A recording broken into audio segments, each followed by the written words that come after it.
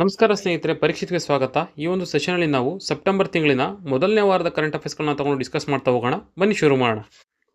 ಮೊದಲನೇ ಸುದ್ದಿ ನೋಡೋದಾದ್ರೆ, ಮಿನಿಸ್ಟ್ರಿ ಆಫ್ ಕಾಮರ್ಸ್ ಕೆಳಗೆ ಬರುವಂತಹ ಒಂದು ಸಂಸ್ಥೆ ಅಪೇಡ. ಈ ಅಪೇಡ ಏನ್ ಮಾಡಿದೆ ಅಂತಂದ್ರೆ ಒಂದು ಸ್ಕೀಮ್ನ ಲಾಂಚ್ ಮಾಡಿದೆ. ಆ ಸ್ಕೀಮ್ ಹೆಸರು ಬಂದು ಭಾರತಿ ಅಂತೇಳಿ. ಭಾರತಿನ ಫುಲ್ ಫಾರ್ಮ್ ಬಂದ್ರೆ Bharat hub for agritech resilience advancement and incubation for the export enablement ಅಂತೇಳಿ.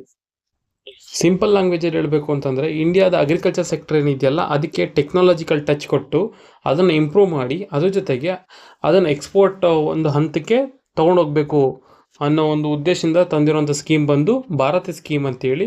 ಸೊ ಇಲ್ಲಿ ಏನು ಮಾಡ್ತಾರೆ ಅಂತಂದರೆ, ಈ ಅಪೇಡ ಸುಮಾರು 100 ಅಗ್ರಿ ಫುಡ್ ಆ್ಯಂಡ್ ಅಗ್ರಿಟೆಕ್ ಸ್ಟಾರ್ಟಪ್ಸ್ಗಳು, ಅಗ್ರಿಕಲ್ಚರ್ ಫುಡ್ ಪ್ರೊಸೆಸಿಂಗ್ ಇಂಡಸ್ಟ್ರಿಗಳಾಗ್ಬೋದು ಅಥವಾ ಅಗ್ರಿಕಲ್ಚರ್ ಸಂಬಂಧಪಟ್ಟಂತಹ ಟೆಕ್ನಾಲಜಿಕಲ್ ಸ್ಟಾರ್ಟಪ್ಸ್ಗಳಾಗ್ಬೋದು, ಇವುಗಳನ್ನ ಟಾರ್ಗೆಟ್ ಮಾಡಿ ಸುಮಾರು 100 ಟಾರ್ಗೆಟ್ ಮಾಡಿ, ಅಂದರೆ ಪೈಲಟ್ ಬೇಸಿಸ್ ಮೇಲೆ ಇವುಗಳನ್ನ ಏನು ಮಾಡ್ತಾರೆ ಅಂತಂದರೆ ಇಂಪ್ರೂವ್ ಮಾಡ್ತಾರೆ. ಯಾವ ರೀತಿ ಅಂತಂದರೆ ಅವುಗಳಲ್ಲಿ ಇನೋವೇಷನ್ ತರಿಸುವಂಥದ್ದು ಮತ್ತು ಅವುಗಳನ್ನ ಎಕ್ಸ್ಪೋರ್ಟ್ಗೆ ರೆಡಿ ಮಾಡುವಂಥದ್ದು. ಎಷ್ಟು ಎಕ್ಸ್ಪೋರ್ಟ್ ಆಗಬೇಕು ಅಂತಂದರೆ ಇವರು ಟಾರ್ಗೆಟ್ ಮಾಡಿರೋ ಪ್ರಕಾರ 2030 ಸುಮಾರು 50 ಬಿಲಿಯನ್ಗಳಷ್ಟು ಎಕ್ಸ್ಪೋರ್ಟ್ ಆಗಬೇಕಾಗತ್ತೆ.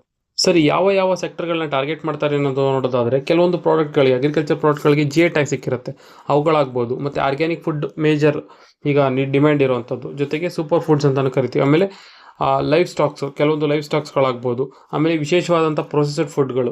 ಸೊ ಇವುಗಳನ್ನ ಎಕ್ಸ್ಪೋರ್ಟ್ ಮಾಡೋದಕ್ಕೆ ಇವರು ಪ್ರಮೋಟ್ ಮಾಡ್ತಾರೆ ವಿತ್ ಟೆಕ್ನಾಲಜಿಕಲ್ ಟಚ್. ನೆನ್ಪಿಟ್ಕೋಬೇಕಾಗುತ್ತೆ ಯಾವ ರೀತಿಯ ಟೆಕ್ನಾಲಜಿಗಳನ್ನ ಇಲ್ಲಿ ಇನ್ಕ್ಲೂಡ್ ಮಾಡ್ಕೊತಾರೆ ಅಂತ ನೋಡೋದಾದರೆ, AI ಆರ್ಟಿಫಿಷಿಯಲ್ ಇಂಟೆಲಿಜೆನ್ಸ್ ಆಗ್ಬೋದು, ಮತ್ತು ಬ್ಲಾಕ್ ಚೈನ್ ಟೆಕ್ನಾಲಜಿ ಆಗ್ಬೋದು, ಇಂಟರ್ನೆಟ್ ಆಫ್ ಥಿಂಗ್ಸ್ ಆಗ್ಬೋದು, ಮತ್ತು ಅಗ್ರಿ ಫಿನ್ಟೆಕ್ ಅಂದರೆ ಫಿನಾನ್ಷಿಯಲ್ ಸಪೋರ್ಟ್ಗೋಸ್ಕರ. ಸೊ ಈ ರೀತಿಯಾಗಿ ಇನ್ನೋವೇಟಿವ್ ಆಗಿ ಏನೇನು ಈಗ ಅಪ್ಕಮಿಂಗ್ ಟ್ರೆಂಡಲ್ಲಿರುವಂಥ ಟೆಕ್ನಾಲಜಿಗಳಿದೆಯಲ್ಲ ಅವುಗಳನ್ನ ಏನು ಮಾಡ್ತಾರೆ ಅಂತಂದರೆ ಈ ಒಂದು ಅಗ್ರಿಕಲ್ಚರ್ ಸೆಕ್ಟರ್ಗೆ ಇನ್ಕ್ಲೂಡ್ ಮಾಡ್ತಾರೆ. ಸೊ ದಟ್ ಕ್ವಾಲಿಟಿ ಅಶ್ಯೂರೆನ್ಸ್ ಮಾಡೋದ್ರ ಜೊತೆಗೆ ಒಂದು ಗ್ಲೋಬಲ್ ಲೆವೆಲಲ್ಲಿ ಫುಡ್ ಕಾಂಪಿಟೇಟಿವ್ನೆಸ್ನ ಬಿಲ್ಡ್ ಮಾಡ್ದಂಗೆ ಆಗುತ್ತೆ ಇಂಡಿಯಾ ಕಡೆಯಿಂದ. ಸೊ ಅದಕ್ಕೋಸ್ಕರ ಇದಕ್ಕೆ ಅಂತಾನೆ ಈ ಭಾರತಿ ಸ್ಕೀಮಲ್ಲಿ NITs ಆಗಲಿ, IITs ಆಗಲಿ, ಈ ಯೂನಿವರ್ಸಿಟಿಗಳ ಜೊತೆ ಕೊಲಾಬ್ರೇಷನ್ ಅಥವಾ ಪಾರ್ಟ್ನರ್ಶಿಪ್ನ ಮಾಡ್ಕೊತಾರೆ. ಅಷ್ಟೇ ಅಲ್ಲ, ಬೋರ್ಡ್ಸ್ಗಳು, ಈಗ turmeric board, coconut board, spice board, ಇವುಗಳೇನಿದೆಯಲ್ಲ ಅವುಗಳ ಒಂದು ಹೆಲ್ಪ್ಗಳನ್ನ ತಗೋತಾರೆ. ಜೊತೆಗೆ ಇಂಡಸ್ಟ್ರೀಸು, ಈ ಫುಡ್ ಪ್ರೊಸೆಸಿಂಗ್ ಇಂಡಸ್ಟ್ರಿಗಳನ್ನ ಹೆಲ್ಪ್ ಕೂಡ ತಗೋತಾರೆ. ಇವುಗಳ ಜೊತೆ ಪಾರ್ಟ್ನರ್ಶಿಪ್ ಆಗಿ ಈ ಒಂದು ಪ್ರೋಸೆಸ್ನ ಇಂಪ್ರೂವ್ ಮಾಡೋದಕ್ಕೆ ನೋಡ್ತಾರೆ. ಸೊ ನಮಗೆ ಎಕ್ಸಾಂಪಲ್ ಕೇಳಿದ್ರೆ ಸಿಂಪಲಾಗಿ ಕೇಳ್ತಾರೆ, ಭಾರತಿ ಅಂದರೆ ಏನು ತಿಳ್ಕೊಬೇಕಾಗತ್ತೆ, ಅದನ್ನು ಯಾರು ಲಾಂಚ್ ಮಾಡೋದು ತಿಳ್ಕೊಬೇಕಾಗತ್ತೆ, ಅದ್ರ ಉದ್ದೇಶ ಏನು ತಿಳ್ಕೊಬೇಕಾಗತ್ತೆ. ಇನ್ನೊಂದು ಇಂಪಾರ್ಟೆಂಟ್ ಸುದ್ದಿ ಏನಂತಂದರೆ, ಮಿನಿಸ್ಟ್ರಿ ಆಫ್ ಟೆಕ್ಸ್ಟೈಲ್ಸ್ ಏನು ಮಾಡಿದೆ ಅಂತಂದರೆ ಕಪಸ್ ಕಿಸಾನ್ ಆ್ಯಪ್ ಅಂತ ಒಂದು ಆ್ಯಪ್ನ ಲಾಂಚ್ ಮಾಡಿದೆ. ಏನಕ್ಕೆ ಅಂತಂದರೆ ಟು ಸಪೋರ್ಟ್ ಕಾಟನ್ ಫಾರ್ಮರ್ಸ್ ಯಾರಿರ್ತಾರಲ್ಲ ಅವ್ರುಗಳಿಗೆ ಸಪೋರ್ಟ್ ಆಗಬೇಕು ಅಂತೇಳಿ. ಯಾವ ರೀತಿ ಸಪೋರ್ಟು ಅಂತಂದರೆ, ಈಗ ಫಾರ್ ಎಕ್ಸಾಂಪಲ್ಲು ಎಮ್ ಎಸ್ ಪಿನಲ್ಲಿ ಆ ಒಂದು ಕಾಟನ್ ಪ್ರಾಡಕ್ಟ್ನ ಇವರು ಪ್ರೊಕ್ಯೂರ್ ಮಾಡಬೇಕಾಗತ್ತೆ ಗೌರ್ಮೆಂಟು. ಸೊ ಅದಕ್ಕೆ ಹೆಲ್ಪ್ ಆಗಲಿ ಅಂತೇಳಿ ಆ ಒಂದು ಪ್ರೊಕ್ಯೂರ್ಮೆಂಟಲ್ಲಿ ಈಸಿಯಾಗಿ ಸೆಲ್ಫ್ ರಿಜಿಸ್ಟ್ರೇಷನ್ ಮಾಡ್ಕೊಳ್ಳೋವಂಥದ್ದು, ಮತ್ತು ಸೇಲ್ ಮಾಡಬೇಕಾದ್ರೆ ಆ ಕಾಟನ್ನ ಸ್ಲಾಟ್ನ ಬುಕ್ ಮಾಡ್ಕೊಳ್ಳೋವಂಥದ್ದು ಗೌರ್ಮೆಂಟ್ ಜೊತೆಗೆ. ಮತ್ತು ಈಗ ಸೆಲ್ ಮಾಡ್ತಾರೆ, ಆ ಪೇಮೆಂಟ್ ಆಗಿದೆಯೋ ಇಲ್ಲೋ ಗೊತ್ತಿಲ್ಲ, ಅದನ್ನು ಟ್ರ್ಯಾಕಿಂಗ್ ಮಾಡೋದಕ್ಕಾಗ್ಬೋದು.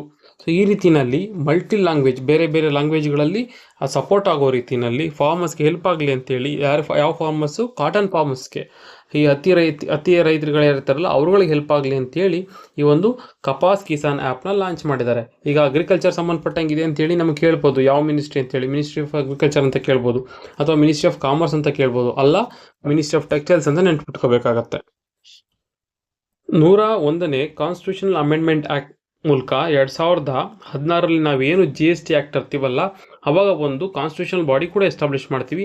ಅದೇ GST ಕೌನ್ಸಿಲ್ ಅಂತೇಳಿ ನೆನ್ಪಿಟ್ಕೋಬೇಕು. GST ಕೌನ್ಸಿಲ್ ಅಂತೇಳಿ ಇದೊಂದು ಕಾನ್ಸ್ಟಿಟ್ಯೂಷನಲ್ ಬಾಡಿ. ಈ ಕಾನ್ಸ್ಟಿಟ್ಯೂಷನಲ್ ಬಾಡಿನ ಯಾರು ಹೆಡ್ ಮಾಡ್ತಾರೆ ಅಂತಂದರೆ ಫಿನಾನ್ಸ್ ಮಿನಿಸ್ಟರ್ ಹೆಡ್ ಮಾಡ್ತಾರೆ. ಇವರೇನು ಮಾಡ್ತಾರೆ ಅಂತಂದರೆ ಈ GST ಸಂಬಂಧಪಟ್ಟಂತಹ ಕೆಲವೊಂದು ಆಗುಹೋಗುಗಳು, ಚೇಂಜಸ್ಗಳು, ಸ್ಲಾಟ್ಗಳು ಅಥವಾ ಸ್ಲ್ಯಾಬ್ಗಳು, ವೇರಿಯೇಷನ್ಸ್ ಏನಾಗಬೇಕಲ್ಲ ಅದ್ರ ಸಂಬಂಧಪಟ್ಟಂಗೆ ಚರ್ಚೆ ಮಾಡ್ತಾರೆ.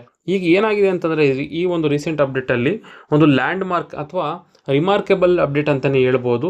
ಈ ಮೊದಲಿದ್ದಂತಹ 4 ಸ್ಲ್ಯಾಬ್ ರೇಟ್ ಟ್ಯಾಕ್ಸಸ್ ಏನಿತ್ತಲ್ಲ ಅದನ್ನ ರಿಡ್ಯೂಸ್ ಮಾಡಿ 2 ತಂದಿದ್ದಾರೆ. ಅಂದರೆ ಮೊದಲಿದ್ದಂತಹ 5, 12, 18, 28 ಏನಿತ್ತಲ್ಲ ಅದನ್ನ ತೆಗೆದು ಮೊದಲಿಗೆ 5, 18 ಮತ್ತು ಕೆಲವೊಂದು ಪ್ರಾಡಕ್ಟ್ಗಳಿಗೆ 40% ಅಂತೇಳಿ ಟ್ಯಾಕ್ಸ್ ಸ್ಲ್ಯಾಬ್ಗಳನ್ನ ಈಗ ಫಿಕ್ಸ್ ಮಾಡಿದ್ದಾರೆ.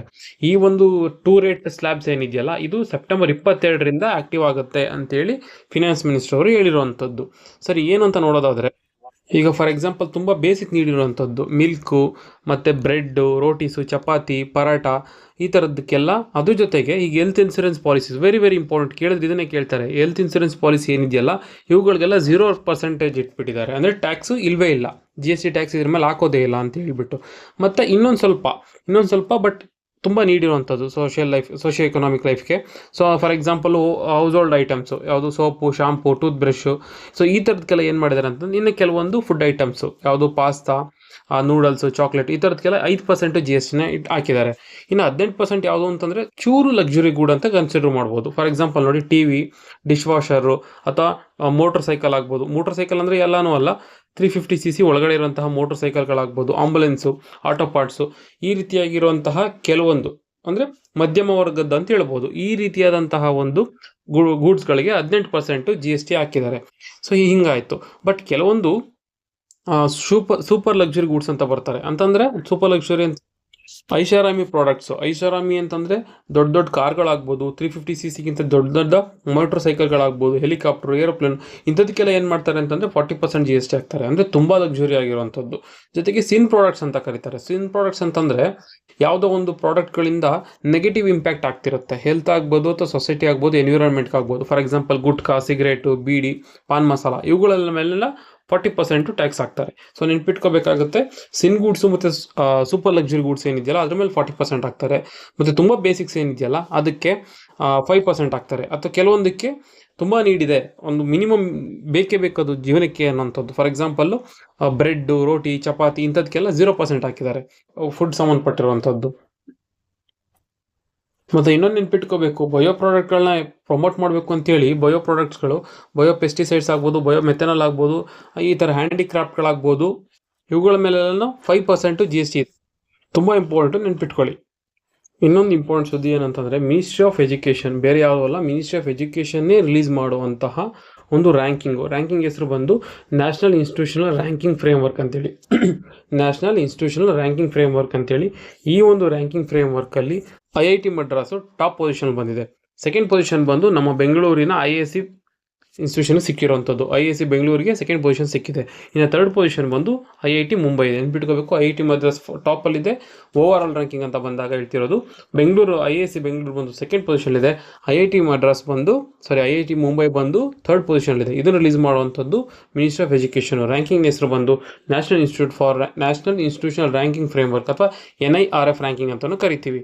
ಸೊ ಯಾವ ಬೇಸ್ ಮೇಲೆ ಇದು ರ್ಯಾಂಕಿಂಗ್ನ ಕೊಡುತ್ತೆ ಅನ್ನೋದಾದರೆ, ಆ ಒಂದು ಹೈಯರ್ ಎಜುಕೇಷನ್ ಇನ್ಸ್ಟಿಟ್ಯೂಷನ್ಸ್ಗಳೇನಿದೆಯಲ್ಲ ಅಲ್ಲಿ ನಡೆಯುವಂತಹ ಟೀಚಿಂಗ್ ಆಗ್ಬೋದು, ಲರ್ನಿಂಗ್ ಕ್ವಾಲಿಟೀಸ್ ಆಗ್ಬೋದು, ರಿಸೋರ್ಸಸ್ ಆಗ್ಬೋದು, ರಿಸರ್ಚ್ ಆ್ಯಂಡ್ ಡೆವಲಪ್ಮೆಂಟ್ ಆಗ್ಬೋದು, ಅಥವಾ ಪ್ರೊಫೆಷನಲ್ ಪ್ರಾಕ್ಟೀಸಸ್ ಆಗ್ಬೋದು, ಗ್ರಾಜ್ಯುಯೇಷನ್ ಔಟ್ಕಮ್ ಹೆಂಗಿದೆ ಅದನ್ನು ನೋಡ್ತಾರೆ, ಇನ್ಕ್ಲೂಸಿವಿಟಿ ಹೇಗಿದೆ ಹಿಂಗೆ ನೋಡ್ತಾರೆ. ಈ ಎಲ್ಲ ಒಂದು ಆಧಾರದ ಮೇಲೆ ಈ ಒಂದು ಮಿನಿಸ್ಟ್ರಿ ಆಫ್ ಎಜುಕೇಷನ್ನು NIRF ರ್ಯಾಂಕಿಂಗ್ನ ಅನೌನ್ಸ್ ಮಾಡುತ್ತೆ. ಈ IIT ಮದ್ರಾಸ್ ಏನಿದೆಯಲ್ಲ, ಈ ಟಾಪ್ ರ್ಯಾಂಕಿಂಗ್ ಬರ್ತಿರೋದು ಇದು ಮೊದಲನೇ ಬಾರಿ ಅಲ್ಲ. ಈಗ ಆಲ್ರೆಡಿ ಕನ್ಸಿಕ್ಯೂಟಿವ್ ಆಗಿ 7 ಸಲ ಇದು ಬಂದಿದೆ, ಅಂದರೆ 6 ಸಲ ಬಂದಿದೆ, ಇದು 7ನೇ ಸಲ ಆಗುತ್ತೆ ಫಾರ್ ಟಾಪ್ ರ್ಯಾಂಕಿನಲ್ಲಿ ಬಂದಿರುವಂಥದ್ದು. ಈ ಒಂದು ನ್ಯಾಷನಲ್ ಇನ್ಸ್ಟಿಟ್ಯೂಷನಲ್ ರ್ಯಾಂಕಿಂಗ್ ಫ್ರೇಮ್ವರ್ಕ್ ಏನಿದೆಯಲ್ಲ, ಇದು ರ್ಯಾಂಡಮ್ ಆಗಿ ರ್ಯಾಂಕಿಂಗ್ ಕೊಡುವಂಥದ್ದಲ್ಲ, ಓವರ್ ಆಲ್ ರ್ಯಾಂಕಿಂಗ್ ಅಂತ ಕೊಡ್ತದೆ. ಓವರ್ ರ್ಯಾಂಕಿಂಗ್ ಅಂತ ಬಂದಾಗ IIT ಮದ್ರಾಸ್ ಟಾಪಲ್ಲಿದೆ. ಕೆಲವೊಂದು ಟೈಮಲ್ಲಿ ಇಂಜಿನಿಯರಿಂಗ್ ಅಂತಲೇ ಕೊಡ್ತಾರೆ, ಮೆಡಿಕಲ್ ಅಂತಲೇ ಕೊಡ್ತಾರೆ, ಮ್ಯಾನೇಜ್ಮೆಂಟ್ ಅಂತಲೇ ಕೊಡ್ತಾರೆ, ಯೂನಿವರ್ಸಿಟೀಸ್ಗೆ ಅಂತಲೇ ಕೊಡ್ತಾರೆ. ಸೊ ಆ ರೀತಿ ನೋಡ್ತಾ ಹೋದಾಗ ಯೂನಿವರ್ಸಿಟೀಸ್ ಅಂತ ಬಂದಾಗ IISc ಬೆಂಗಳೂರು ಏನಿದೆಯಲ್ಲ ಅದು ಬೆಸ್ಟ್ ಯೂನಿವರ್ಸಿಟಿ ಅಂತ ಹೇಳ್ತಾರೆ. IISc ಬೆಂಗಳೂರು ಇದು ಬೆಸ್ಟ್ ಯೂನಿವರ್ಸಿಟಿ ಅಂತೆ.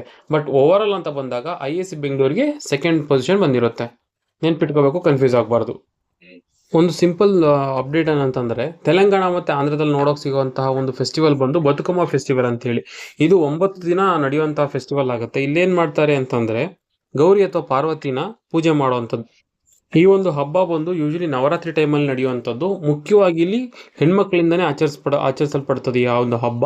ಇದು ಏನು ಸಿಂಬಲೈಸ್ ಮಾಡುತ್ತೆ ಅಂತಂದರೆ, ಭೂಮಿ, ನೀರು ಮತ್ತು ಮನುಷ್ಯನ ಜೀವನ, ಇವುಗಳ ಒಂದು ಸಂಬಂಧಗಳನ್ನ ಇದು ಸಿಂಬಲೈಸ್ ಮಾಡುತ್ತೆ. ಇದು ಕೇಳಿದ್ರೆ ಸಿಂಪಲ್ ಕ್ವಶನ್ ಕೇಳ್ತಾರೆ, ಬದುಕಮ್ಮ ಫೆಸ್ಟಿವಲ್ಲು ಎಲ್ಲಿ ಸೆಲೆಬ್ರೇಟ್ ಮಾಡ್ತಾರೆ ಅಂತೇಳಿ. ಆಂಧ್ರ ಮತ್ತು ತೆಲಂಗಾಣ ಅಂತ ನೆನ್ಪಿಟ್ಕೋಬೇಕಾಗತ್ತೆ.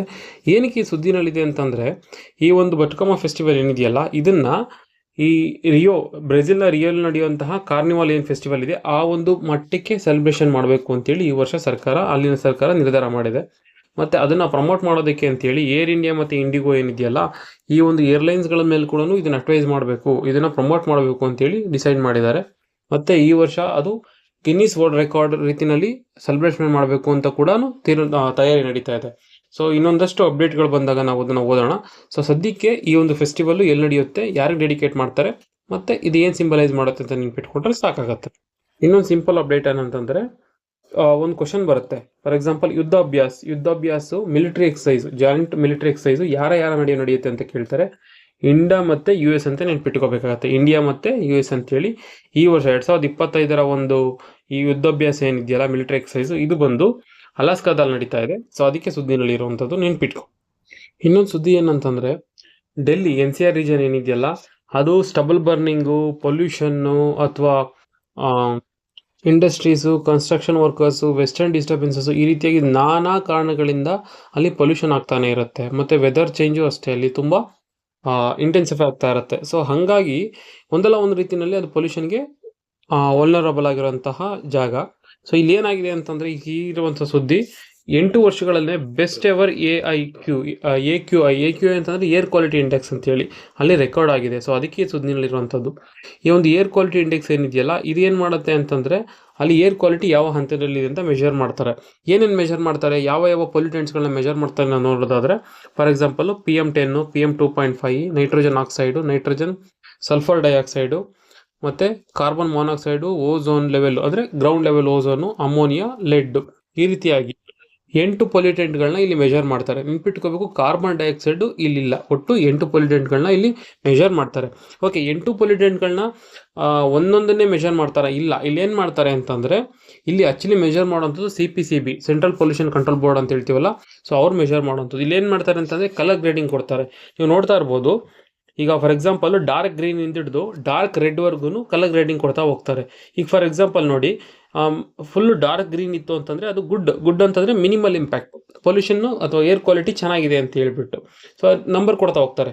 0 ಇಂದ 50 ಪಾಯಿಂಟ್ಸ್ ಇತ್ತು ಅಂತಂದರೆ ಡಾರ್ಕ್ ಗ್ರೀನ್ ಇರುತ್ತೆ, ಮಿನಿಮಲ್ ಇಂಪ್ಯಾಕ್ಟ್ ಇರುತ್ತೆ ಅಂತ. ಸ್ವಲ್ಪ ಏನಾದರೂ ನಂಬರ್ ಜಾಸ್ತಿ ಆಯಿತು ಅಂತಂದರೆ ನೋಡಿ, colour code over all pollution level 51 to 100 ಇತ್ತು ಅಂತಂದರೆ ಸ್ಯಾಟಿಸ್ಫ್ಯಾಕ್ಟ್ರಿ.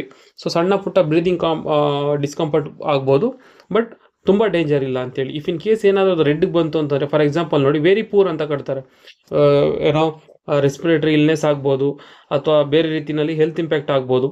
ಸೊ ಇದು ವೆರಿ ಪೂರ್ ಆಗುತ್ತೆ. ಇನ್ನು ಒಂದು ಲಾಸ್ಟ್ ನೋಡೋದಾದರೆ, ಸುಮಾರು ಏನಾದರೂ ಅದು ನಂಬರ್ಸು 301ರಿಂದ 500ವರೆಗೂ ಇತ್ತು ಅಂತಂದರೆ ಅದು ಡಾರ್ಕ್ ರೆಡ್ ಬರುತ್ತೆ. ಡಾರ್ಕ್ ರೆಡ್ ಬಂತು ಅಂತಂದರೆ ಹಜಾರ್ಡಸ್ ಲೆವೆಲ್ ಅದು.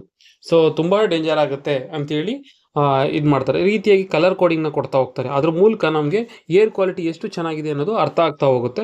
ಬಟ್ ಈಗ ಏನು ಹೇಳ್ತಾ ಇದ್ದಾರೆ ಅಂತಂದರೆ, ಇಂಪ್ರೂವ್ ಆಗಿದೆ ಏರ್ ಕ್ವಾಲಿಟಿ ಇಂಡೆಕ್ಸು, ಕಳೆದ 8 ವರ್ಷಕ್ಕಿಂತ ಇಂಪ್ರೂವ್ ಆಗಿದೆ ಡೆಲ್ಲಿನಲ್ಲಿ ಅಂತೇಳಿ ಸುದ್ದಿನಲ್ಲಿದೆ. ಅದಕ್ಕೆ ಇಂಪಾರ್ಟೆಂಟ್ ಆಗುತ್ತೆ. ಮತ್ತು ಯಾವಾಗ ಇದನ್ನು ಲಾಂಚ್ ಮಾಡಿದ್ದು, 2014ರಲ್ಲಿ Swachh Bharat mission campaign, Swachh Bharat campaign ಏನು ಲಾಂಚ್ ಮಾಡೋದಲ್ಲ, ಆ ಟೈಮಲ್ಲಿ ಇದನ್ನು ಮಾನಿಟರ್ ಮಾಡೋಂಥವ್ರು ಆಲ್ರೆಡಿ ಹೇಳಿದಂಗೆ CPCB ಏನಿದ್ರು ಒಂದು ಇನಿಷಿಯೇಟಿವ್ ಅಂತಂದರೆ, 1 ನಂಬರು 1 ಕಲರು 1 ಡಿಸ್ಕ್ರಿಪ್ಷನ್ನು. ಅಂದರೆ 1 ನಂಬರು ಇರುತ್ತೆ, 1 ನಂಬರ್ ಬಂತು ಅಂದರೆ ಪೊಲ್ಯೂಷನ್ ಲೆವೆಲ್ ಗೊತ್ತಾಗ್ಬಿಡುತ್ತೆ. ಅರ್ಥ ಆಗಿಲ್ವಾ, 1 ಕಲರ್ ಕೊಟ್ಟಿರ್ತಾರೆ, ಅದ್ರದ್ದು ಡಿಸ್ಕ್ರಿಪ್ಷನ್ ಯಾವ ರೀತಿ ಇದೆ ಅಂತ ಅರ್ಥ ಮಾಡ್ಕೋಬೇಕಾಗತ್ತೆ. ಎಕ್ಸಾಮ್ಸ್ಗಳಲ್ಲಿ ಡೇಸ್ ಆ್ಯಂಡ್ ಟ್ರಿಪ್ಸ್ಗಳು ಇಂಪಾರ್ಟೆಂಟ್ ಆಗುತ್ತೆ, ಮತ್ತು ಅಗ್ರಿಕಲ್ಚರ್ ಸಂಬಂಧಪಟ್ಟಂಥ ವಿಚಾರಗಳು ಇಂಪಾರ್ಟೆಂಟ್ ಆಗುತ್ತೆ. ಸೊ ಅದಕ್ಕೆ ಈ ಆರ್ಟಿಕಲ್ನ ತಗೊಂಡಿರೋಂಥದ್ದು. ಏನಂತಂದರೆ, ಸೆಪ್ಟೆಂಬರ್ 2 ನಾವು ವರ್ಲ್ಡ್ ಕೋಕೋನಟ್ ಡೇ ಆಗಿ ಸೆಲೆಬ್ರೇಟ್ ಮಾಡ್ತೀವಿ. ವರ್ಲ್ಡ್ ಕೋಕೋನಟ್ ಡೇ ಆಗಿ ಸೆಪ್ಟೆಂಬರ್ 2 ಆಚರಣೆ ಮಾಡ್ತೀವಿ. ಸೊ ಏನಕ್ಕೆ ಅಂತಂದರೆ, ಸೆಪ್ಟೆಂಬರ್ 2ನೇ ತಾರೀಕು ಏಷ್ಯಾ ಪೆಸಿಫಿಕ್ ಕೋಕೋನಟ್ ಕಮ್ಯುನಿಟಿ ಅಥವಾ ಇಂಟರ್ನ್ಯಾಷನಲ್ ಕೋಕೋನಟ್ ಕಮ್ಯುನಿಟಿ ಅಂತಲೂ ಕರಿತೇವೆ. ಇದು ಜಕಾರ್ತಾದಲ್ಲಿ, ಇಂಡೋನೇಷ್ಯಾದ ಜಕಾರ್ತಾದಲ್ಲಿ ಎಸ್ಟಾಬ್ಲಿಷ್ ಆಗಿದೆ. ಯಾವಾಗ? ಸೆಪ್ಟೆಂಬರ್ 2ನೇ ತಾರೀಕು. ಸೊ ಅದನ್ನು ಕಮಮರೇಟ್ ಮಾಡೋದಕ್ಕೋಸ್ಕರ ಸೆಪ್ಟೆಂಬರ್ 2 ನಾವು ವರ್ಲ್ಡ್ ಕೋಕೋನಟ್ ಡೇ ಅಂತೇಳಿ ಆಚರಣೆ ಮಾಡ್ತೀವಿ. ಆ್ಯಂಡ್ ಈ ಏನು ಹೇಳಿದ್ನಲ್ಲ ಈಗ, ICC ಇಂಟರ್ನ್ಯಾಷನಲ್ ಕೋಕೋನಟ್ ಕಮ್ಯುನಿಟಿ ಅಂತೇಳಿ, ಇದಕ್ಕೆ ಇಂಡಿಯಾ ಕೂಡ ಪಾರ್ಟ್. ಇನ್ಫ್ಯಾಕ್ಟ್ ಇಂಡಿಯಾ ಇದರ ಫೌಂಡಿಂಗ್ ಮೆಂಬರ್ ಆಗಿದೆ.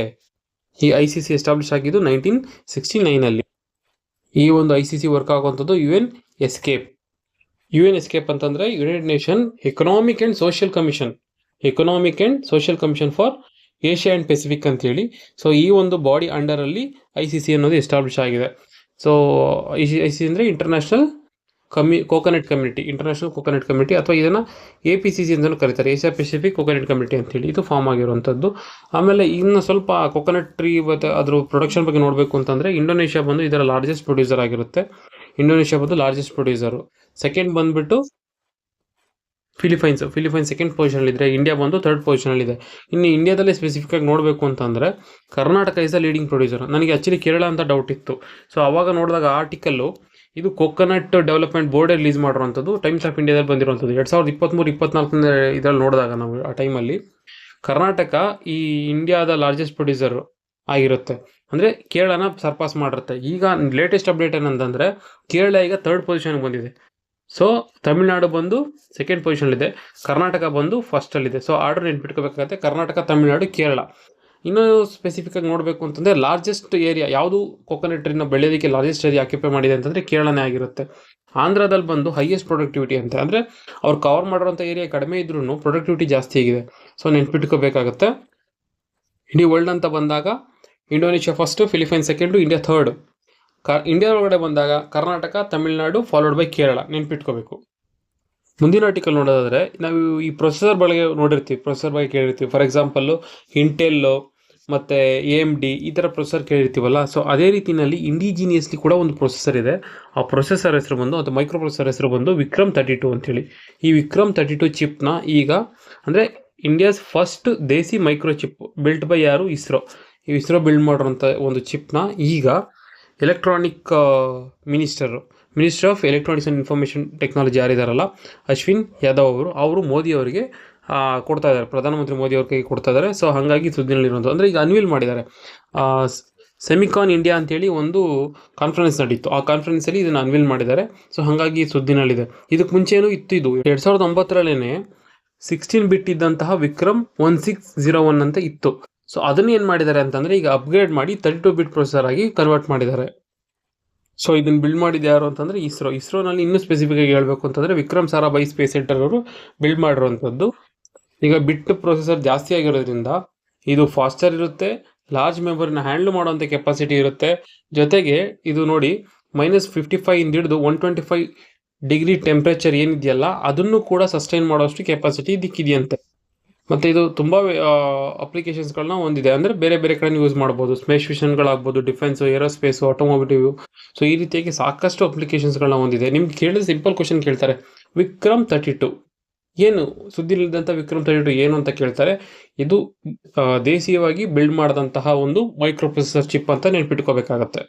ಎಕ್ಸಾಮ್ ದೃಷ್ಟಿನಲ್ಲಿ ಯಾವುದಾದ್ರೂ ಡಿಸ್ಪ್ಯೂಟೆಡ್ ಜಾಗಗಳಿದ್ದು ಅಂದರೆ ತುಂಬ ಇಂಪಾರ್ಟೆಂಟ್ ಆಗುತ್ತೆ. ಅದರಲ್ಲೂ ಇಂಡಿಯಾ ಸಂಬಂಧಪಟ್ಟಂತೆ ಡಿಸ್ಪ್ಯೂಟೆಡ್ ಜಾಗಗಳಿದ್ದರೆ ಇನ್ನೂ ತುಂಬ ಇಂಪಾರ್ಟೆಂಟ್ ಆಗುತ್ತೆ. ಈಗ ಇಂಡಿಯಾ ಸಂಬಂಧಪಟ್ಟಂಥ ಯಾವುದೋ ಒಂದು ಡಿಸ್ಪ್ಯೂಟೆಡ್ ಜಾಗದ ಬಗ್ಗೆ ನಾವು ಡಿಸ್ಕಸ್ ಮಾಡ್ತೀವಿ ಅಂತಂದರೆ ಕಚಾತಿವ್ ಐಲ್ಯಾಂಡ್ ಅಂತೇಳಿ. ಈ ಒಂದು ಕಚಾತಿವ್ ಐಲ್ಯಾಂಡ್ ಬಂದು it is located between India and Sri Lanka ಅಂತ ಹೇಳ್ಬೋದು. ಸೊ ಈಗ ನಮ್ಗೆ ನೋಡಿದ್ರೆ ಗೊತ್ತಾಗುತ್ತೆ ಇಂಡಿಯಾದ ಲಾಸ್ಟ್ ಪಾಯಿಂಟ್ ಯಾವುದು ಅಂತ ಕೇಳಿದ್ರೆ ನಾವು ಧನುಷ್ಕೋಡಿ ಅಂತ ಹೇಳ್ತೀವಿ. ಧನುಷ್ಕೋಡಿ ಅಲ್ವಾ? ಸೊ ಇಂಡಿಯಾದ ಲಾಸ್ಟ್ ಪಾಯಿಂಟು, ಕನೆಕ್ಟಿಂಗ್ ಪಾಯಿಂಟು. ಅದು ಬಿಟ್ಟರೆ ಶ್ರೀಲಂಕಾದ ಯಾವುದು ಅಂತ ಕೇಳಿದ್ರೆ ಜಾಫ್ನಾ ಪೆನಿನ್ಸುಲಾ ಅಂತ ಹೇಳ್ತೀವಿ. ಜಾಫ್ನಾ ಪೆನಿನ್ಸುಲಾ ಇದು ಇಂಪಾರ್ಟೆಂಟ್, ಇದು ಕೇಳಿದ್ದಾರೆ. ಸೊ ಇದು ಕನೆಕ್ಟ್ ಮಾಡುವಂಥ ಜಾಗ ಯಾವುದು? ರಾಮ್ ಸೇತು ಅಂತ ಕರಿತೀವಲ್ಲ, ಅಲ್ಲಿ ನೋಡೋಕೆ ಸಿಗುವಂಥದ್ದು ಕಚಾತಿವ್ ಐಲ್ಯಾಂಡು. ಇದು ಬಂದು ವಾಲ್ಕ್ಯಾನಿಕ್ ಆರಿಜಿನ್ ಅಂತ ನಂಬಿದ್ದೀವಿ ಈಗ, ವಾಲ್ಕ್ಯಾನಿಕ್ ಆರಿಜಿನ್ ಅಂತ ಹೇಳ್ಬಿಟ್ಟು.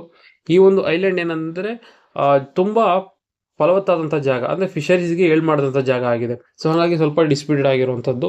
ಈಗ ನಮಗೆ ಬೇಕು ಅಂತ ನಾವು, ಅವ್ರಿಗೆ ಬೇಕಂತೇಳಿ ಶ್ರೀಲಂಕಾ. ಇಲ್ಲಿ ಇದು ಮೊದಲಿಂದನೂ ಶ್ರೀಲಂಕಾದ ಭಾಗ ಆಗಿರಲಿಲ್ಲ.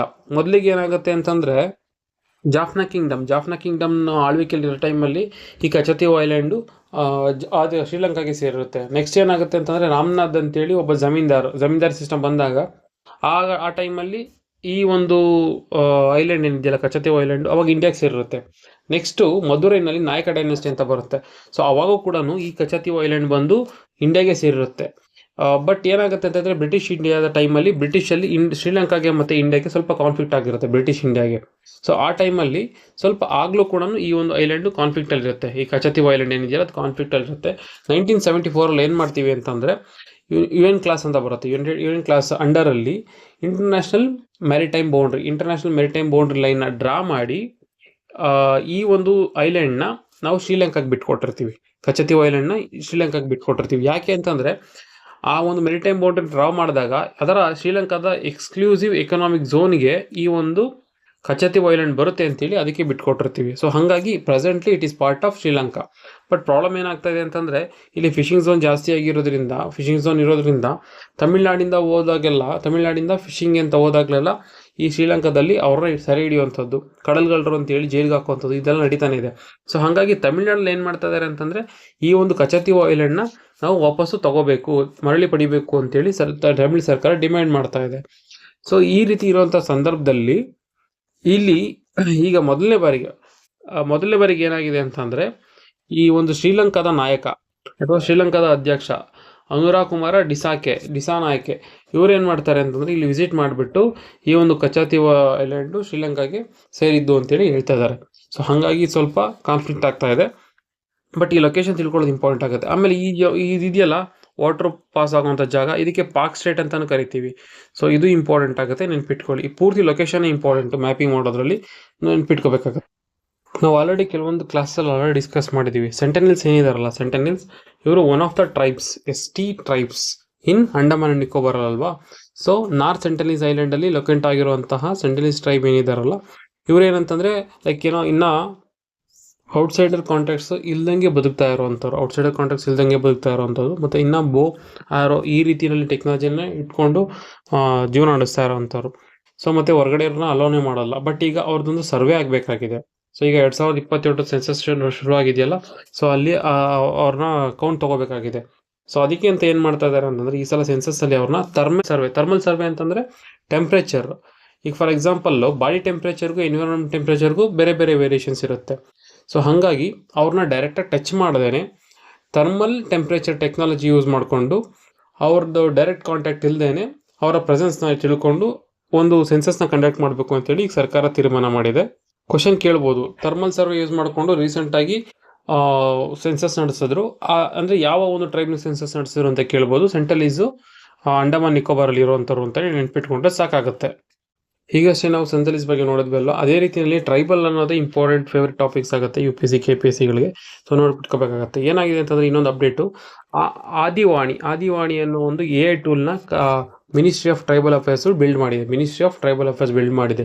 ಈ ಆದಿವಾಣಿ ಏನು ಮಾಡುತ್ತೆ ಅಂತಂದರೆ, ಈ ಟ್ರೈಬಲ್ ಲ್ಯಾಂಗ್ವೇಜಸ್ ಏನಿದೆಯಲ್ಲ ಅದನ್ನು ಟ್ರಾನ್ಸ್ಲೇಟ್ ಮಾಡಿ ನಮ್ಗೆ ಅರ್ಥ ಆಗುವಂಥ ಭಾಷೆನಲ್ಲಿ ಕೊಡ್ತದೆ. It is India's first AI for tribal language translator ಬಂದು ಈ ಒಂದು ಆದಿವಾಣಿ ಆಗಿದೆ. ಇದನ್ನು ಬಿರ್ಸಾ ಮುಂಡಾ, ಈಗ ಉಲ್ಗನ್ ರೆಬಿನಿಯಲ್ ಬಗ್ಗೆ ನಾವು ಓದಿರ್ತೀವಿ. ಉಲ್ಗನ್ ರೆಬಿನಿಯಲ್ ಯಾವಾಗ ಸ್ಟಾರ್ಟ್ ಆಗಿದ್ದು, ಯಾವಾಗ ನಡೆದಿದ್ದು ಅಂತಂದರೆ 899 to 1900 ಅಂತ ಅನ್ಕೊಬೋದು. ಈ ಪೀರಿಯಡಲ್ಲಿ ನಡೆದಂತಹ, ಎಲ್ಲಿ ಚೋಟಾ ನಾಗ್ಪುರ್ ಪ್ಲಾಟೂನಲ್ಲಿ ನಡೆದಂತಹ ಉಲ್ಗನ್ ರೆಬಿನಿಯಲ್ ಲೀಡ್ ಮಾಡಿದ್ದವರು ಬಿರ್ಸಾ ಮುಂಡಾ. ಇವರ ಒಂದು 150ನೇ ಜನ್ಮದಿನದ ಪ್ರಯುಕ್ತ ಅದನ್ನು ಜನಜಾತಿಯ ಗೌರವ ದಿವಸ ಅಂತಲೂ ಕರಿತೀವಿ. ಆ ಒಂದು ಟೈಮ್ ಪೀರಿಯಡಲ್ಲಿ, ಆ ಒಂದು ದಿನದಲ್ಲಿ ಈ ಒಂದು AI ಟೂಲ್ನ ಲಾಂಚ್ ಮಾಡಬೇಕು ಅಂತೇಳಿ ministry of tribal affairs decide ಮಾಡಿದೆ. ಈ ಒಂದು ಆದಿವಾಣಿ ಏನಿದೆಯಲ್ಲ, ಇದು ಸುಮಾರು 461 ಟ್ರೈಬಲ್ ಲ್ಯಾಂಗ್ವೇಜ್ಗಳನ್ನ ಟ್ರಾನ್ಸ್ಲೇಟ್ ಮಾಡುತ್ತಂತೆ. ಈಗ ಬೀಟಾ ವರ್ಷನ್ ಒಂದು ಬಿಟ್ಟಿದ್ದಾರೆ. ಈ ಬೀಟಾ ವರ್ಷನಲ್ಲಿ ಸಂತಲಿ, ಬಿಲಿ, ಮಧುರೈ ಮುಂದರಿ, ಗೋಂಡಿ, ಕುಯ್, ಗಾರೋ ಈ ಎಲ್ಲ ಲ್ಯಾಂಗ್ವೇಜ್ಗಳನ್ನ ಟ್ರಾನ್ಸ್ಲೇಟ್ ಮಾಡುತ್ತಂತೆ. ಯಾಕೆ ನಾನು ಲ್ಯಾಂಗ್ವೇಜಸ್ಗಳನ್ನ ಹೈಲೈಟ್ ಮಾಡಿದ್ದೀನಿ ಇಲ್ಲಿ ಅಂತಂದರೆ, ಇದನ್ನೇ ಕೇಳಿದ್ದಾರೆ. ಈ ಲ್ಯಾಂಗ್ವೇಜಸ್ ಕೇಳಿಬಿಟ್ಟು ಇವೇನಿದು ಅಂತ ಕೇಳಿದ್ದಾರೆ. ಟ್ರೈಬಲ್ ಲ್ಯಾಂಗ್ವೇಜ್ ಅಂತ ನೆನ್ಪಿಟ್ಕೋಬೇಕಾಗತ್ತೆ. ಸೊ ಈ ಒಂದು ಹಿನ್ನೆಲೆ ನಾವೇನು ಮಾಡ್ತೀವಿ ಅಂತಂದರೆ, ಅವರ ಒಂದು ನಾಲೆಡ್ಜು, ಕಲ್ಚರು ಇವುಗಳನ್ನ ನಾವು ಪ್ರಿಸರ್ವ್ ಮಾಡ್ತೀವಿ, ಪ್ರಮೋಟು ಮಾಡ್ತೀವಿ. ಯಾಕಂದರೆ ನಮ್ಗೆ ಅವ್ರ ಭಾಷೆಗಳು ಅರ್ಥ ಆಗಲ್ಲ. ಅಟ್ಲೀಸ್ಟ್ ಈಗ ಅರ್ಥ ಮಾಡ್ಕೊಂಡ್ರೆ we can easily preserve it and promote it. So ಅದಕ್ಕೆ ತುಂಬ ಇಂಪಾರ್ಟೆಂಟ್ ಆಗುತ್ತೆ ಆದಿವಾಣಿ.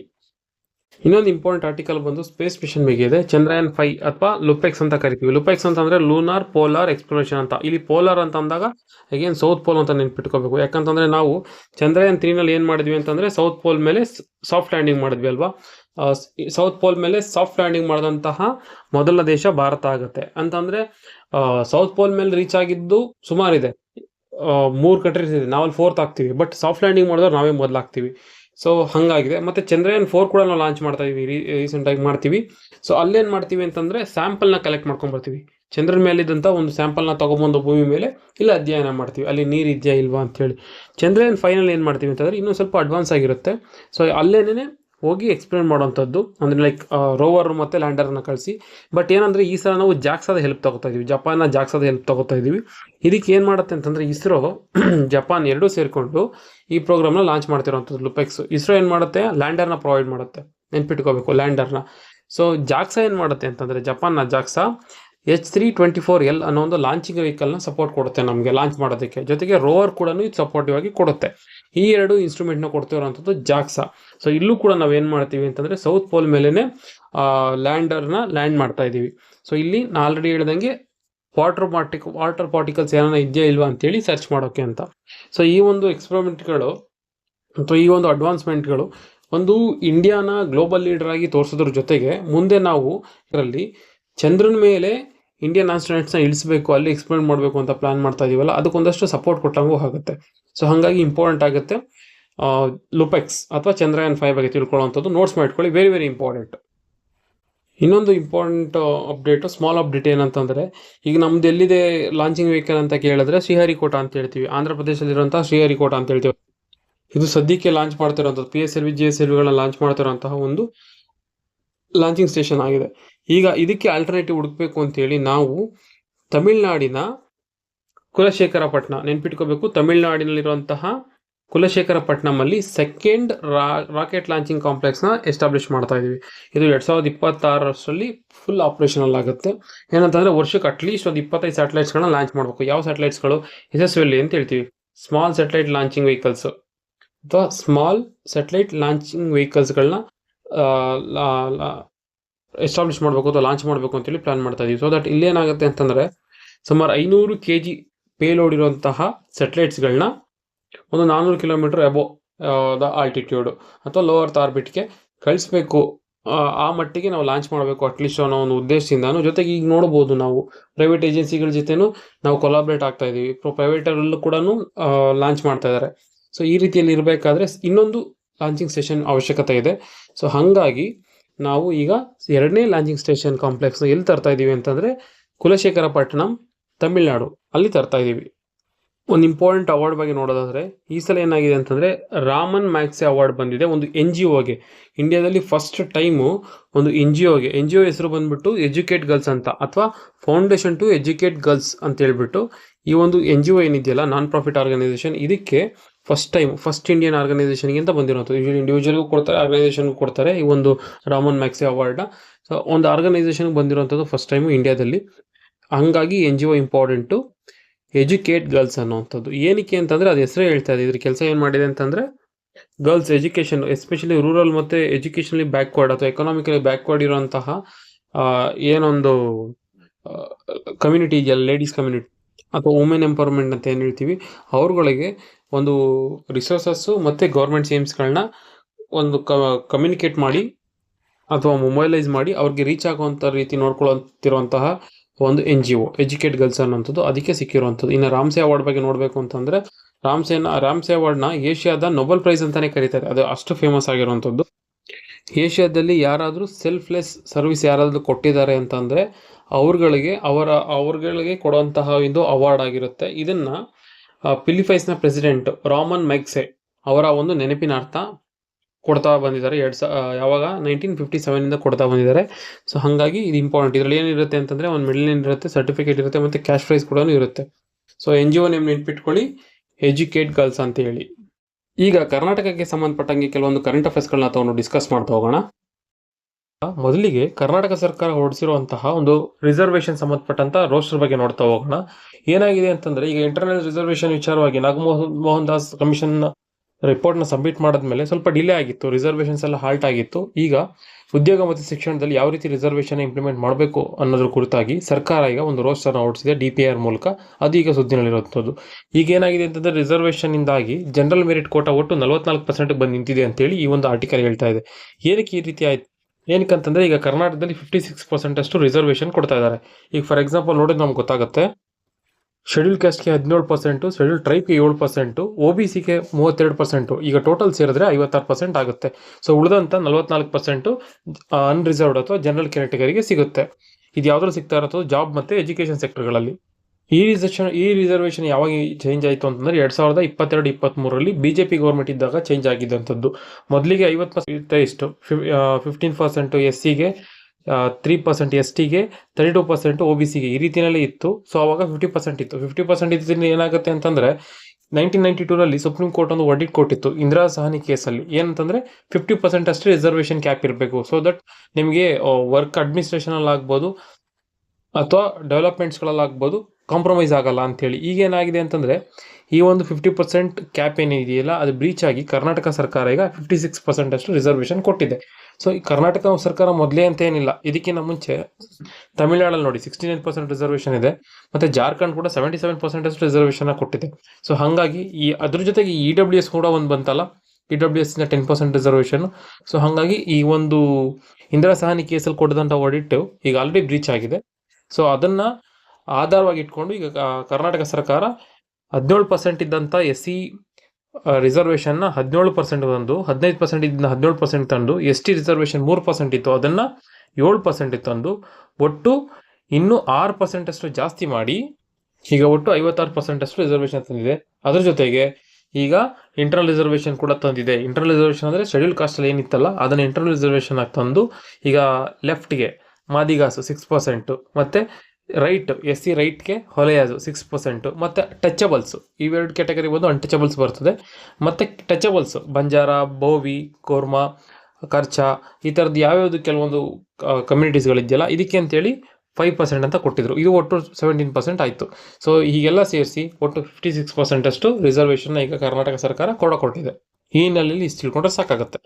ಮುಂದಿನ ಆರ್ಟಿಕಲ್ ಬಂದು ಸರ್ಕಾರಿ ಆಸ್ಪತ್ರೆಗಳಲ್ಲಿ ಇರ್ತಾರಲ್ಲ ರೋಗಿಗಳು, ಅವರಿಗೆ ಒಂದು ಪೌಷ್ಟಿಕ ಆಹಾರ ಸಿಗಲಿ ಅನ್ನೋ ಉದ್ದೇಶದಿಂದ ಪ್ರತಿದಿನ ಸುಮಾರು 250 ರೋಗಿಗಳಿಗೆ ಕ್ಯಾಲೋರೀಸ್ ಬೇಸ್ಡು ಅಥವಾ ನ್ಯೂಟ್ರಿಷನ್ ಬೇಸ್ಡ್ ಆಗಿ ಒಂದು ಆಹಾರ ಸಪ್ಲೈ ಆಗಬೇಕು ಅಂತೇಳಿ ಕರ್ನಾಟಕದ ಹೆಲ್ತ್ ಡಿಪಾರ್ಟ್ಮೆಂಟು ಮತ್ತು ಇಸ್ಕಾನ್ ಸಂಸ್ಥೆ ಎರಡೂ ಒಗ್ಗೂಡಿ ಈ ಒಂದು ಸ್ಕೀಮ್ನ ತಂದಿರೋವಂಥದ್ದು. ಈಗ ಇದನ್ನು ಪೈಲಟ್ ಮಾಡಲ್ ತಂದಿದ್ದಾರೆ. ಸೊ ನೋಡಬೇಕು ಇದು ಹೆಂಗೆ ವರ್ಕ್ ಆಗುತ್ತೆ ಅನ್ನೋದ್ರ ಮೇಲೆ ಬೇರೆ ಕಡೆನೆಲ್ಲ ಎಕ್ಸ್ಪ್ಯಾಂಡ್ ಮಾಡ್ತಾರೆ. ಇಲ್ಲಿ ಏನು ಮಾಡ್ತಾರೆ ಅಂತಂದರೆ ಯಾವ ಪೇಷಂಟ್ಸ್ಗಳು ಕೊಡ್ತಾರೆ ಅಂತಂದರೆ ಜನರಲ್ ಪೇಷಂಟ್ಸ್ ಯಾರಿರ್ತಾರಲ್ಲ, ಮೇಬಿ ಡಯಾಬಿಟಿಕ್, ಹೈಪರ್ ಟೆನ್ಷನ್ ಈ ರೀತಿ ಸಾಕಷ್ಟು ಕಾಯಿಲೆಗಳಿಂದ ನಳ್ತಾ ಇರೋಂಥವ್ರು, ಆ ಪೇಷಂಟ್ಸ್ಗಳ ಜೊತೆಗೆ ಅದೇ ಹಾಸ್ಪಿಟಲ್ ಅಡ್ಮಿಟ್ ಆಗಿರುವಂತಹ ಪ್ರೆಗ್ನೆಂಟ್ ಲೇಡೀಸು ಅಥವಾ ಲ್ಯಾಕ್ಟೇಟಿಂಗ್ ಮದರ್ ಆಗ್ಬೋದು, ಮತ್ತು ಅವರ ಮಕ್ಕಳುಗಳಾಗ್ಬೋದು, ಇವ್ರುಗಳನ್ನೂ ಕನ್ಸಿಡರ್ ಮಾಡಿಬಿಟ್ಟು ಒಂದು ಪೌಷ್ಟಿಕಾಂಶನ ಕೊಡಬೇಕು ಅಂತ ಡಿಸೈಡ್ ಮಾಡಿದ್ದಾರೆ. ಯಾವ ರೀತಿ ಪೌಷ್ಟಿಕಾಂಶ ಕೊಡ್ತಾರೆ? ಇದರಲ್ಲಿ milk, soya chunks, sprouts, fruits ಇದೆಲ್ಲ ಸೇರಿರುತ್ತೆ. ಅದ್ರ ಜೊತೆಗೆ ಪೀನಟ್ ಚಿಕ್ಕಿ ಆಗ್ಬೋದು, ಮತ್ತು ರಾಗಿ ಮುದ್ದೆ, ಅನ್ನ, ಚಪಾತಿ ಇವುಗಳನ್ನು ಕೂಡ ಕೊಡ್ತಾರೆ. ಮತ್ತು ಯಾವುದನ್ನು ಇಲ್ಲಿ ಸೇರಿಸಲ್ಲ ಅಂತಂದರೆ ಆನಿಯನ್ ಮತ್ತು ಗಾರ್ಲಿಕ್ನ ಸೇರಿಸೋದಿಲ್ಲ, ಜೊತೆಗೆ ಎಗ್ನು ಸೇರಿಸೋದಿಲ್ಲ. ನಿಮಗೆ ಕ್ವಶನ್ ಫ್ರೇಮ್ ಮಾಡಬೇಕಾದ್ರೆ ಇದನ್ನು ಸೇರಿಸ್ಬಿಟ್ಟು ಫ್ರೇಮ್ ಮಾಡ್ಬೋದು. ಸೊ ಹಾಗಾಗಿ ಇದನ್ನು ಎಲಿಮಿನೇಟ್ ಮಾಡೋದಕ್ಕೆ ನಿಮ್ಗೆ ಗೊತ್ತಿರಬೇಕಾಗತ್ತೆ. ಇವೆರಡನ್ನು ಸೇರಿಸೋದಿಲ್ಲ. ಜೊತೆಗೆ ಇನ್ನೊಂದು ನೋಡ್ಬೇಕಂತಂದರೆ ಕ್ಯಾಲರಿ ಬೇಸ್ ಮೇಲೆ ಕೊಡ್ತಾರೆ. ಫಾರ್ ಎಕ್ಸಾಂಪಲ್ಲು ಈಗ ಶುಗರು, BP ಇದ್ದವ್ರಿಗೆ ಲೋ ಕ್ಯಾಲರಿ ರೆಕಮೆಂಡ್ ಮಾಡ್ತಾರಲ್ಲ, ಸೊ ಅಂದರೆ ನಾನ್ ಕಮ್ಯುನಿಕೇಬಲ್ ಡಿಸೀಸ್ ಅವ್ರಿಗೆ ಸ್ವಲ್ಪ 1800 ಕ್ಯಾಲರೀಸ್ ಕೊಡ್ತಾರೆ. ಈಗ ಲ್ಯಾಕ್ಟೇಟಿಂಗ್ ಮದರ್, ಪ್ರೆಗ್ನೆಂಟ್ಸ್ ಅಂತವ್ರಿಗೆ ಸ್ವಲ್ಪ ಜಾಸ್ತಿ ಕ್ಯಾಲರೀಸ್ ಬೇಕಾಗಿರುತ್ತೆ. ಇವರಿಗೆ 2400 ಕ್ಯಾಲರಿನೇ ಇದು ಮಾಡ್ತಾರೆ. ಅದು ಬಿಟ್ಟರೆ ಜನರಲ್ ಆಗಿ ನಾರ್ಮಲಿ ಬೇರೆ ಪೇಷಂಟ್ಸ್ಗಳಿಗೆಲ್ಲ 2200 ಕ್ಯಾಲರಿ ಅಷ್ಟು ರೆಕಮೆಂಡ್ ಮಾಡ್ತಾರೆ. ಸೊ ಈ ನಂಬರ್ಸ್ಗಳು ಇಂಪಾರ್ಟೆಂಟ್ ಆಗುತ್ತೆ, ನೋಟ್ ಮಾಡ್ಕೊಳ್ಳಿ. ಮುಂದಿನ ಆರ್ಟಿಕಲ್ ಬಂದು ಬೆಂಗಳೂರು ಯೂನಿವರ್ಸಿಟಿ ಏನಿದೆಯಲ್ಲ, ಜ್ಞಾನ ಭಾರತಿ ಯೂನಿವರ್ಸಿಟಿ, ಈ ಕ್ಯಾಂಪಸ್ಗೆ ಈಗ ಫ್ರೀ ವೈಫೈ, ಸ್ಟೂಡೆಂಟ್ ಫ್ರೆಂಡ್ಲಿ ಆಗಿ ಫ್ರೀ ವೈಫೈನ ಪ್ರೊವೈಡ್ ಮಾಡಬೇಕು ಅಂತ ಈಗ ಒಂದು ಸ್ಕೀಮ್ ತಂದಿದ್ದಾರೆ. ಅದ್ರ ಜೊತೆಗೆ ಸೇಫ್ಟಿ ಮೆಜರ್ ಅಂತೇಳಿ ಇಲ್ಲಿ CCTVಗಳನ್ನ ಕೂಡ ಇನ್ಸ್ಟಾಲ್ ಮಾಡಬೇಕು ಅಂತೇಳಿ ಈ ಒಂದು ಇನಿಷಿಯೇಟಿವ್ನ ತಗೊಂಡಿದ್ದಾರೆ. ಇದಕ್ಕೆ ಅಂತೇಳಿ ಸುಮಾರು 100 ಕೋಟಿಗಳಷ್ಟು ಫಂಡ್ ಕೂಡ ಸ್ಯಾಂಕ್ಷನ್ ಆಗಿದೆ. 100 ಕೋಟಿ ಅಂತಂದರೆ ದೊಡ್ಡ ಅಮೌಂಟ್. ಇವರಿಗೆ ಎಲ್ಲಿಂದ ಬಂತು? ಇದಕ್ಕೆ ಅಂತಲೇ ಒಂದು ಸ್ಕೀಮ್ ಇತ್ತು, ಪ್ರಧಾನಮಂತ್ರಿ ಉಚಿತ ಆಹಾರ ಶಿಕ್ಷಾ ಅಭಿಯಾನ ಅಂತೇಳಿ ನೆನ್ಪಿಟ್ಕೋಬೇಕು. PM ಉಷಾ ಸ್ಕೀಮ್ ಅಂತ ಕರಿತೀವಿ, ಪ್ರಧಾನಮಂತ್ರಿ ಉಚಿತ ಆಹಾರ ಶಿಕ್ಷಾ ಅಭಿಯಾನ ಅಂತೇಳಿ. ಇದು 2023ರಲ್ಲಿ ಲಾಂಚ್ ಆದಂತಹ ಒಂದು ಸ್ಕೀಮ್ ಆಗಿರುತ್ತೆ. ನ್ಯೂ ಎಜುಕೇಷನ್ ಪಾಲಿಸಿ ಏನು ಬಂತಲ್ಲ ಅದಕ್ಕೆ ಅಲೈನ್ ಆಗೋ ರೀತಿಯಲ್ಲಿ ಈ ಒಂದು ಸ್ಕೀಮ್ನ ತಂದಿದ್ದಾರೆ. ಅಂದರೆ ಮೊದಲೇ ಒಂದು ಸ್ಕೀಮ್ ಇತ್ತು, ಪ್ರಧಾನಮಂತ್ರಿ ಉಚಿತ ಆಹಾರ ಶಿಕ್ಷಾ ಅಭಿಯಾನ ಏನು ಬಂದಿದೆಯಲ್ಲ ಅದಕ್ಕಿಂತ ಮುಂಚೆನೇ ರಾಷ್ಟ್ರೀಯ ಉಚಿತ ಶಿಕ್ಷಾ ಅಭಿಯಾನ ಅಂತೇಳಿ ಅಥವಾ ರುಸಾ ಅಂತ ಕರಿತೀವಿ. ಈ ಒಂದು 2013ರಲ್ಲಿ ಲಾಂಚ್ ಆದಂಥ ಒಂದು ಸ್ಕೀಮ್ ಇತ್ತು. ಅದನ್ನು ರಿಪ್ಲೇಸ್ ಮಾಡಿ ಈಗ PM ಉಷಾನ ತಂದಿದ್ರು. ಸರ್ ಇಲ್ಲೇನು ಮಾಡ್ತಾರೆ ಈ ಒಂದು ಸ್ಕೀಮ್ನಲ್ಲಿ? ಯಾವ ಒಂದು ಸಂಸ್ಥೆಗಳನ್ನ ಟಾರ್ಗೆಟ್ ಮಾಡ್ತಾರೆ ಅಂತಂದರೆ higher education institutions state run ಮಾಡುವಂಥದ್ದು. ಇವುಗಳಿಗೆ ಫಂಡ್ ಕೊಟ್ಟು ಇವುಗಳನ್ನ ಅಪ್ಗ್ರೇಡ್ ಮಾಡೋದಕ್ಕೆ ಅಂತ ಸಹಾಯ ಮಾಡ್ತಾರೆ. ಅದು ಫಾರ್ ಎಕ್ಸಾಂಪಲ್ ಅದರಲ್ಲಿ ಈಕ್ವಿಟಿ ಆಗ್ಬೋದು, ಕೆಲವೊಂದು ಆಕ್ಸೆಸ್ ಅಂದರೆ ಈಗ ಇಂಟರ್ನೆಟ್ ಆಕ್ಸೆಸ್ ಕೊಡ್ತಾ ಇದೀವಲ್ಲ ಅದಾಗ್ಬೋದು, ಇನ್ಕ್ಲೂಸಿವಿಟಿ ಆಗ್ಬೋದು, ಅಥವಾ ಟೀಚಿಂಗ್ ಕ್ವಾಲಿಟಿನ ಎನ್ಶೋರ್ ಮಾಡೋವಂಥದ್ದಾಗ್ಬೋದು, ಬೇರೆ ಲರ್ನಿಂಗ್ ಆ್ಯಕ್ಟಿವಿಟೀಸ್ಗಳನ್ನ ಇಂಪ್ರೂವ್ ಮಾಡೋವಂಥದ್ದಾಗ್ಬೋದು, ಅಥವಾ ಆ ಇನ್ಸ್ಟಿಟ್ಯೂಷನ್ಗಳ ಅಗ್ರೇಡೇಷನ್ ಮಾಡೋವಂಥದ್ದಾಗ್ಬೋದು. ಈ ಥರ ಸಾಕಷ್ಟು ರೀತಿಯಲ್ಲಿ ಅದನ್ನು ಇಂಪ್ರೂವ್ ಮಾಡೋದಕ್ಕೆ ನೋಡ್ತಾರೆ. ಅದರಲ್ಲಿ ಒಂದು ಇಂಪ್ರೂವ್ಮೆಂಟ್ ಅಂತಂದರೆ ಇಂಪಾರ್ಟೆಂಟ್ ಆಗಿರುವಂಥದ್ದು information communication technology based digital ಇನ್ಫ್ರಾಸ್ಟ್ರಕ್ಚರ್ನ ಬಿಲ್ಡ್ ಮಾಡಬೇಕು ಅಂತಿದೆ. ಸೊ ಅದಕ್ಕೆ ಅಂತಾನೆ ಈಗ ವೈಫೈ ಮತ್ತು CCTVಗಳನ್ನ ಇಲ್ಲಿ ಇನ್ಸ್ಟಾಲ್ ಮಾಡಿರುವಂಥದ್ದು. ಮತ್ತು ಈ ಒಂದು PM ಉಷಾದ ಉದ್ದೇಶಗಳಾದ್ರೂ ಏನು ಅಬ್ಜೆಕ್ಟಿವ್ ಅಂತಂದರೆ, ಆ ಒಂದು ಇನ್ಸ್ಟಿಟ್ಯೂಷನ್ ಏನು ಹೇಳಿದ್ವಲ್ಲ, ಸ್ಟೇಟ್ ರನ್ ಮಾಡ್ತಿರೋಂಥ ಹೈಯರ್ ಎಜುಕೇಷನ್ ಇನ್ಸ್ಟಿಟ್ಯೂಷನ್ಗಳೇನಿದೆಯಲ್ಲ ಅಲ್ಲಿ ಗವರ್ನೆನ್ಸ್ ಆಗ್ಬೋದು, ಅಕಾಡೆಮಿಕ್ ಆಗ್ಬೋದು, ಅಥವಾ ಎಕ್ಸಾಮಿನೇಷನ್ ರಿಫಾರ್ಮ್ಸ್ ಆಗ್ಬೋದು, ಈ ರೀತಿಯಲ್ಲಿ ಯಾವುದೇ ಒಂದು ವಿಚಾರಗಳಿದ್ರೂ ಅದನ್ನು 360 ಡಿಗ್ರಿನಲ್ಲಿ ರಿಫಾರ್ಮ್ ಮಾಡಬೇಕು, ಇಂಪ್ರೂವ್ ಮಾಡಬೇಕು ಅನ್ನೋದು ಇದ್ರ ಉದ್ದೇಶ ಆಗಿರುತ್ತೆ. ಅದ್ರ ಜೊತೆಗೆ ಆ ಯೂನಿವರ್ಸಿಟಿಗಳಿಗೆ ಸೆಲ್ಫ್ ರಿಲಯನ್ಸ್ನ ಬಿಲ್ಡ್ ಮಾಡೋವಂಥದ್ದು, ಅಂದರೆ ಸಾಕಷ್ಟು ಆಟೋನಮಿ ಕೊಡುವಂಥದ್ದು, ಮತ್ತು ಅಲ್ಲಿರುವಂಥ ಸ್ಟೂಡೆಂಟ್ಸ್ಗಳಿಗೆ ಎಂಪ್ಲಾಯಬಿಲಿಟಿನ ಸ್ಕಿಲ್ಸ್ಗಳನ್ನೇ ಇನ್ಕಲ್ಕೇಟ್ ಮಾಡುವಂಥದ್ದು, ಈ ರೀತಿಯಾಗಿ ವರ್ಕ್ ಮಾಡೋದಕ್ಕೆ ಸಹಾಯ ಮಾಡುತ್ತೆ. ನೆನ್ಪಿಟ್ಕೋಬೇಕು, PM ಉಷಾ ಅಥವಾ ಪ್ರಧಾನಮಂತ್ರಿ ಉಚಿತ ಆಹಾರ ಶಿಕ್ಷಾ ಅಭಿಯಾನ ನೆನ್ಪಿಟ್ಕೋಬೇಕಾಗತ್ತೆ, ಇಂಪಾರ್ಟೆಂಟ್. ಇನ್ನೊಂದು ಆರ್ಟಿಕಲ್ ಏನಂತಂದರೆ Bengaluru water supply and sewage board ಏನಿದೆಯಲ್ಲ, BWSSB, ಇದು ಅನ್ನಪೂರ್ಣ ಸ್ಕೀಮ್ ಅಂತ ಒಂದು ಸ್ಕೀಮ್ನ ಲಾಂಚ್ ಮಾಡಿದೆ.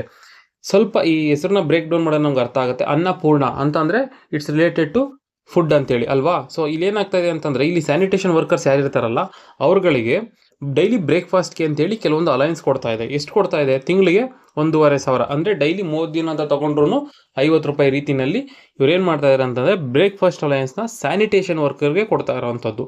ಯಾರು ಕೊಡ್ತಾ ಇರೋವಂಥದ್ದು? BWSSB, Bengaluru water supply and sewage board ಕೊಡ್ತಾ ಇರೋವಂಥದ್ದು.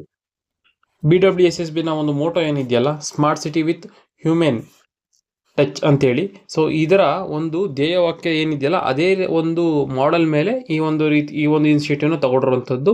ಸೊ ಬ್ರೇಕ್ಫಾಸ್ಟ್ ಅಲಯನ್ಸ್ನ ಕೊಡ್ತಿರೋಂಥದ್ದು ಸ್ಯಾನಿಟೇಷನ್ ವರ್ಕರ್ಸ್ಗೆ ಕೊಡ್ತಿರೋಂಥದ್ದು. ಬಟ್ ಇಲ್ಲಿ ಪ್ರಾಬ್ಲಮ್ ಏನಾಗ್ತಾ ಇದೆ ಅಂತಂದರೆ, ಇವ್ರು ಕೊಡ್ತಿರೋಂಥ ಅಲಯನ್ಸ್ ಇದು ಸಾಕಾಗ್ತಾ ಇಲ್ಲ. ಆಮೇಲೆ ಇದು ಅಲಯನ್ಸ್ ನೇರವಾಗಿ ಕೊಡ್ತಾ ಇಲ್ಲ, ಇದಕ್ಕೆ ಅಂತ ಒಂದು ಸ್ಮಾರ್ಟ್ ಕಾರ್ಡ್ ಕೊಡ್ತಾರೆ. ಸ್ಮಾರ್ಟ್ ಕಾರ್ಡು ಆಕ್ಸಿಸ್ ಬ್ಯಾಂಕ್ ವತಿಯಿಂದ ಕೊಡ್ತಾ ಇದ್ದಾರೆ. ಈ ಸ್ಮಾರ್ಟ್ ಬ್ಯಾಂಕಲ್ಲಿ ಒಂದಿಷ್ಟು 1,500 ರೂಪಾಯಿನ ತಿಂಗಳಿಗೆ ಅಂತ ಕೊಟ್ಬಿಡುವಂಥದ್ದು. ಆ ಒಂದು ಸ್ಮಾರ್ಟ್ ಕಾರ್ಡ್ನ ಯೂಸ್ ಮಾಡ್ಕೊಂಡು ಇವರು ಫುಡ್ ಔಟ್ಲೆಟ್ಗಳಲ್ಲಿ ಊಟನ ಅಥವಾ ತಿಂಡಿನ ತಗೊಂಡು ತಿನ್ನುವಂಥದ್ದು. ಸೊ ಈ ರೀತಿ ಸ್ಕೀಮ್ ಇರುವಂಥದ್ದು. ಒಂದು, ನೇರವಾಗಿ ಇವ್ರಿಗೆ ದುಡ್ಡು ಕೊಡ್ತಾ ಇಲ್ಲ. ಎರಡನೇದು ಏನಂತಂದರೆ, ಇಲ್ಲಿ ಆಲ್ಮೋಸ್ಟ್ ಬರೀ 1,400 ವರ್ಕರ್ಸ್ ಅಷ್ಟೇ ಕನ್ಸಿಡರ್ ಮಾಡಿದ್ದಾರೆ. ಕಾಂಟ್ರಾಕ್ಚುಯಲ್ ವರ್ಕರ್ಸ್ ಅಂತ ಬಂದಾಗ 3,000ಕ್ಕಿಂತ ಜಾಸ್ತಿ ಇದ್ದಾರೆ. ಸೊ ಅವ್ರುಗಳನ್ನೆಲ್ಲ ಬಿಟ್ಬಿಟ್ಟಿದ್ದಾರೆ. ಸೊ ಹಾಗಾಗಿ ಸ್ವಲ್ಪ ಇದು ಅಪೋಸಿಷನ್ ಕೂಡ ಕೇಳಿ ಬರ್ತಾ ಇದೆ. Whatever it is, but ನೆನ್ಪಿಟ್ಕೋಬೇಕು, ಅನ್ನಪೂರ್ಣ ಸ್ಕೀಮ್ ಯಾರು ಲಾಂಚ್ ಮಾಡಿರೋದು? BWSSB. ಏನಕ್ಕೆ ಲಾಂಚ್ ಮಾಡಿರೋಂಥದ್ದು ಅಂದರೆ, ಡೈಲಿ ಬ್ರೇಕ್ಫಾಸ್ಟ್ ಅಲಯನ್ಸ್ನ ಕೊಡೋವಂಥದ್ದು. ಯಾರಿಗೆ? ಸ್ಯಾನಿಟೇಷನ್ ವರ್ಕರ್ಗೆ ಅಂತ ನೆನ್ಪಿಟ್ಕೋಬೇಕಾಗತ್ತೆ. Through smart cards. Traditional competition method ಅಥವಾ ಟ್ರೆಡಿಷನಲ್ ಟೆಕ್ನಾಲಜಿಗಳ ಸ್ಪೀಡು ಇದನ್ನೆಲ್ಲ ಮೀರಿ ಅಡ್ವಾನ್ಸ್ಮೆಂಟ್ ಆಗಬೇಕು ಅಂತ ತಂದಿರುವಂಥದ್ದೇ ಕ್ವಾಂಟಮ್ ಟೆಕ್ನಾಲಜಿ. ಕ್ವಾಂಟಮ್ ಟೆಕ್ನಾಲಜಿನ ಇಂಪ್ರೂವ್ ಮಾಡಬೇಕು ಅಂತೇಳಿ ನಾವು ಒಂದು ಮಿಷನ್ನೇ ಲಾಂಚ್ ಮಾಡಿದ್ವಿ. ಅದು ನ್ಯಾಷನಲ್ ಕ್ವಾಂಟಮ್ ಮಿಷನ್ ಅಂತೇಳಿ. ಕ್ವಾಂಟಮ್ ಬಿಟ್ಸ್, ಈಗ ಫಾರ್ ಎಕ್ಸಾಂಪಲ್ 0 1 ಇರುತ್ತೆ, 1 ಬಿಟ್ ಅಂತ ಇರುತ್ತೆ. ಸೊ ಇದು ಟ್ರೆಡಿಷನಲ್ ವೇನಲ್ಲಿ ನಾವು ಕ್ಯಾಲ್ಕುಲೇಷನ್ ಮಾಡುವಂಥದ್ದು, ಕಾಂಪಿಟೇಷನ್ ಮಾಡುವಂಥದ್ದು. ಇಲ್ಲಿ ಏನಾಗುತ್ತೆ ಅಂತಂದರೆ, ಒಂದು ಸ್ಪಾಟಲ್ಲಿ ಒಂದು 0 ಇರುತ್ತೆ, ಇಲ್ಲ 1 ಇರುತ್ತೆ. ಬಟ್ ಇಲ್ಲಿ ಏನಾಗುತ್ತೆ ಅಂತಂದರೆ, ತುಂಬ ಫಾಸ್ಟಾಗಿ ಈ ಒಂದು ಬಿಟ್ಗಳು ವರ್ಕ್ ಆಗೋದ್ರಿಂದ ಸೈಮಲ್ಟೇನಿಯಸ್ಲಿ ನಾವು 0 ಮತ್ತು 1 ನೋಡ್ಬೋದು. ಅಂದರೆ ತುಂಬ ಫಾಸ್ಟಾಗಿ ವರ್ಕ್ ಆಗುತ್ತೆ. ಅಂದರೆ ಅದೇ ಒಂದು ಸ್ಪಾಟಲ್ಲಿ 0 ಮತ್ತು 1 ಎರಡೂ ಸೈಮಲ್ಟೇನಿಯಸ್ಲಿ ಕಾಣಿಸುತ್ತೆ. ಇದನ್ನು ಕ್ವಾಂಟಮ್ ಎಂಟ್ಯಾಂಗಲ್ಮೆಂಟ್ ಅಂತಲೂ ಕರಿತೀವಿ. ಈ ರೀತಿಯಲ್ಲಿ ಒಂದು ಟೆಕ್ನಾಲಜಿನ ಬಿಲ್ಡ್ ಮಾಡೋದ್ರಿಂದ ನಮ್ಮದು ಅಕ್ಯುರೇಸಿ, ಸ್ಪೀಡು ತುಂಬ ಎಲ್ಲ ಇಂಪ್ರೂವ್ ಆಗುತ್ತೆ. ಸೊ ಅದಕ್ಕೋಸ್ಕರ ತಂದಿರುವಂಥದ್ದೇ ಈ ಒಂದು ಕ್ವಾಂಟಮ್ ಟೆಕ್ನಾಲಜಿ. ಈ ಕ್ವಾಂಟಮ್ ಟೆಕ್ನಾಲಜಿ ಇಂಪ್ರೂವ್ ಮಾಡಬೇಕು ಅಂತೇಳಿ department of science and technology ತಂದಿರುವಂಥದ್ದು ಕ್ವಾಂಟಮ್ ಮಿಷನ್ ಅಥವಾ ನ್ಯಾಷನಲ್ ಕ್ವಾಂಟಮ್ ಮಿಷನ್ ಅಂತ ನೆನ್ಪಿಟ್ಕೋಬೇಕಾಗತ್ತೆ. ಈ ಒಂದು ನ್ಯಾಷನಲ್ ಕ್ವಾಂಟಮ್ ಮಿಷನ್ ಮೇಲೆ ಏನು ಮಾಡ್ತಾರೆ ಅಂತಂದರೆ, R&D, research and development work ಮಾಡ್ತಾರೆ ಕ್ವಾಂಟಮ್ ಟೆಕ್ನಾಲಜಿಗೆ ಸಂಬಂಧಪಟ್ಟಂಗೆ. ಈ ರೀತಿಯಲ್ಲಿ ಕ್ವಾಂಟಮ್ ಮಿಷನ್ನು ಆಲ್ ಓವರ್ ಒಂದು ನೇಷನಲ್ಲಿ ತರಲೇಬೇಕು ಅಂತ ಪ್ಲಾನ್ ಮಾಡಿರೋಂಥದ್ರಲ್ಲಿ ಇಂಡಿಯಾ ಒಂದು 7th ಆಗುತ್ತೆ. ಈಗ ಆಲ್ರೆಡಿ 6 ಕಂಟ್ರೀಸ್ ತಂದಿದ್ದಾರೆ. ಸೊ ಇಂಡಿಯಾ ಒಂದು 7th ಇದೆ. ಸೊ ಇಲ್ಲಿ ಏನು ಮಾಡ್ತಾರೆ ಅಂತಂದರೆ, ಈ ಒಂದು ಕ್ವಾಂಟಮ್ ಟೆಕ್ನಾಲಜಿ ಅಥವಾ ಕ್ವಾಂಟಮ್ ಮಿಷನಲ್ಲಿ ಕ್ವಾಂಟಮ್ ಮೆಟೀರಿಯಲ್ಗಳನ್ನ ಬಿಲ್ಡ್ ಮಾಡ್ತಾರೆ. ಕ್ವಾಂಟಮ್ ಮೆಟೀರಿಯಲ್ ಅಂತಂದರೆ, ಈಗ ಫಾರ್ ಎಕ್ಸಾಂಪಲ್ ಸೂಪರ್ ಕಂಡಕ್ಟರ್ಸ್ ಆಗ್ಬೋದು, ಸೆಮಿ ಕಂಡಕ್ಟರ್ಸ್ ಆಗ್ಬೋದು. ಸೊ ಈ ರೀತಿಯಾಗಿ ಮೆಟೀರಿಯಲ್ಗಳನ್ನ ಬಿಲ್ಡ್ ಮಾಡುವಂಥದ್ದು, ಮೆಟೀರಿಯಲ್ಗಳನ್ನ ಬಿಲ್ಡ್ ಮಾಡ್ತಾರೆ. ಮೆಟೀರಿಯಲ್ಗಳನ್ನ ಬಿಲ್ಡ್ ಮಾಡಿ ನೆಕ್ಸ್ಟ್ ಸ್ಟೇಜ್ ಏನಾಗುತ್ತೆ, ಡಿವೈಸ್ಗಳನ್ನ ಬಿಲ್ಡ್ ಮಾಡ್ತಾರೆ. ಫಾರ್ ಎಕ್ಸಾಂಪಲ್ ಆಟೋಮಿಕ್ ಕ್ಲಾಕ್ಗಳಾಗ್ಬೋದು ಅಥವಾ ಕಮ್ಯುನಿಕೇಷನ್ ಸಿಸ್ಟಮ್ಗಳಾಗ್ಬೋದು. ಸೊ ಡಿವೈಸ್ಗಳನ್ನ ನೆಕ್ಸ್ಟ್ ಬಿಲ್ಡ್ ಮಾಡೋಕ್ಕೆ ಶುರು ಮಾಡ್ತಾರೆ. ನೆಕ್ಸ್ಟು ಕ್ವಾಂಟಮ್ ಕಮ್ಯುನಿಕೇಷನ್ನು ಒಂದು ಸೆಕ್ಯೂರ್ ವೇನಲ್ಲಿ ಅಥವಾ ಮಲ್ಟಿ ನೋಡ್ ವೇನಲ್ಲಿ ಆಗಬೇಕು ಅಂತೇಳಿ ಕ್ವಾಂಟಮ್ ಕಮ್ಯುನಿಕೇಷನ್ ಕೂಡ ಬಿಲ್ಡ್ ಮಾಡಬೇಕು ಅನ್ನೋದು ಇದರ ಉದ್ದೇಶ ಆಗಿರುತ್ತೆ. ಯಾವುದ್ರದ್ದು? ನ್ಯಾಷನಲ್ ಕ್ವಾಂಟಮ್ ಮಿಷನ್ದಾಗಿರುತ್ತೆ. ಸೊ ಇದರಿಂದ ಏನಾಗುತ್ತೆ ಬೆನಿಫಿಟ್ಸ್ ಅಂತಂದರೆ, ಒಂದು ಇಂಡಿಯಾದಲ್ಲಿ ಎಕನಾಮಿಕ್ ಗ್ರೋತ್ ಆಗುತ್ತೆ. ಜೊತೆಗೆ ಇಂಡಿಯಾ ಈ ಒಂದು ಕ್ವಾಂಟಮ್ ಟೆಕ್ನಾಲಜಿನಲ್ಲಿ ಗ್ಲೋಬಲ್ ಲೀಡರ್ ಆಗಿ ಕೂಡ ತನ್ನನ್ನು ತಾನು ಬಿಂಬಿಸ್ಕೊಳ್ಳುತ್ತೆ. ಮತ್ತು ಇಂಡಿಜಿನಿಯಸ್ ಸೆಕ್ಯೂರ್ ಕ್ವಾಂಟಮ್ ಕಂಪ್ಯೂಟರ್ ಟೆಕ್ನಾಲಜಿನ ನಾವು ಬಿಲ್ಡ್ ಮಾಡ್ತೀವಿ. ಸೊ ದಟ್ ಅವಾಗ ಏನಾಗುತ್ತೆ ಅಂತಂದರೆ, ಈ ಸೈಬರ್ ಕ್ರೈಮು ಅಥವಾ ಡಿಜಿಟಲ್ ಹ್ಯಾಕಿಂಗ್ ಅಂತಹ ಒಂದು ಸಮಸ್ಯೆಗಳಿಗೆ ನಾವು ಪರಿಹಾರನ ಕಂಡುಕೊಂಡಂಗೆ ಆಗುತ್ತೆ.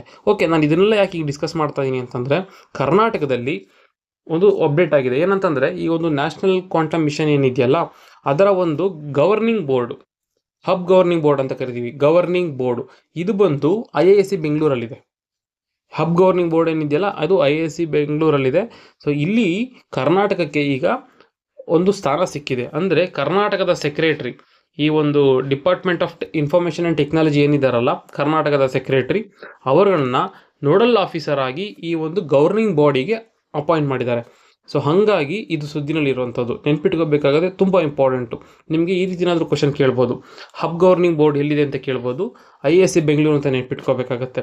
ಇದರ ಒಂದು ನೋಡಲ್ ಆಫೀಸರ್ ಈಗ ಯಾರು ಅಂತ ಕೇಳ್ಬೋದು, ಅಥವಾ ಕರ್ನಾಟಕದ ಸೆಕ್ರೆಟರಿ ಅಂತ ನೆನ್ಪಿಟ್ಕೋಬೇಕಾಗತ್ತೆ, ಅಥವಾ ನ್ಯಾಷನಲ್ ಕ್ವಾಂಟಮ್ ಮಿಷನ್ನ ಉದ್ದೇಶಗಳೇನು ಅಂತಾದರೂ ಕೇಳ್ಬೋದು, ಅದರ ಇಂಪ್ಯಾಕ್ಟ್ ಅನ್ನೋಂತಾದರೂ ಕೇಳ್ಬೋದು. ಸೊ ಹಾಗಾಗಿ ಈ ಪಾಯಿಂಟ್ಸ್ಗಳನ್ನ ನೋಟ್ ಮಾಡ್ಕೊಳ್ಳೋದು ಇಂಪಾರ್ಟೆಂಟ್ ಆಗುತ್ತೆ, ವೆರಿ ವೆರಿ ಇಂಪಾರ್ಟೆಂಟ್. ಈ ಒಂದು ಶ್ರವಣ ದೋಷ ಅಥವಾ ವಾಗ್ದೋಷ ಅಂತ ಏನು ಕರಿತೀವಲ್ಲ, ಅಂದರೆ ಈ ಒಂದು ಹಿಯರಿಂಗು ಅಥವಾ ಸ್ಪೀಚ್ ಡಿಸಾರ್ಡರ್ಗಳು ಏನು ಕೇಳ್ತೀವಲ್ಲ, ಅವನ್ನ ಕಮ್ಯುನಿಕೇಷನ್ ಡಿಸಾರ್ಡರ್ ಅಂತ ಕರಿತೀವಿ. ಸೊ ಇಲ್ಲಿ ಏನಾಗುತ್ತೆ ಅಂತಂದರೆ, ಸ್ಪೀಚ್ ಮತ್ತು ಹಿಯರಿಂಗ್ ಡಿಸಾರ್ಡರ್ಗಳಿರ್ತವೆ.